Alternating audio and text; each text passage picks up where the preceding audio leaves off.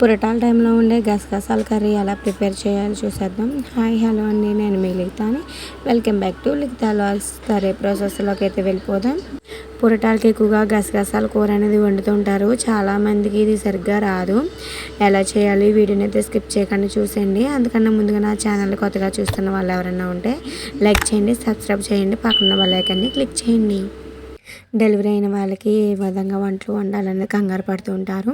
ఈ విధంగా చేసేయండి సరిపోతుంది. ముందుగా స్టవ్ ఆన్ చేసి గిన్నె పెట్టుకుని గానుగ నూనె అయితే వాడండి. వాళ్ళకి ఆయిల్ వేసాక చిటికెడు జీలకర్ర, 10-15 వెల్లుల్లి రెబ్బలు, చిన్న ముక్క ఎండుమిర్చి, అలాగే మినపప్పు కూడా చిటికెడు వేసుకోండి. కరివేపాకు వేసుకొని వేయించేయండి. గసగసాలు మిక్సీ జార్లో వేసుకుని లైట్గా వాటర్ వేసుకుని మిక్సీ పెట్టేసుకోండి. ఈ విధంగా అయితే సరిపోతుంది. ఈసారి వీటిని ఆయిల్లో వేసేసుకోండి. అందులోనే చిటికెడు పసుపు, చిటికెడు సాల్ట్ వేసుకుని మొత్తం అన్నిటిని కూడా బాగా కలపండి. గానుగ నూనె ఎందుకు వాడతారంటే పిల్లలకి దగ్గు రాకుండా ఉంటుంది కాబట్టి, బేబీకి ఫీడింగ్ ఇస్తూ ఉంటారు కదా, అందుకనేసి దగ్గు రాకుండా ఉంటుందని గానుగ నూనె వాడతారు. సరే, ఇందులో లైట్గా వాటర్ అయితే వేసుకోవాలి.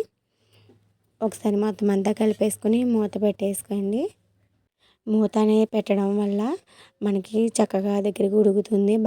బాగా టేస్టీగా అయితే ఉంటుంది. వాళ్ళు కూడా ఇష్టంగా తింటారు. మనకి రెడీ అయిపోయిందండి ఇది. మీరు కూడా ట్రై చేసి ఎలా వచ్చిందో నాకు కామెంట్లు అయితే చేయండి. నార్మల్ వాళ్ళన్నా తినచ్చు.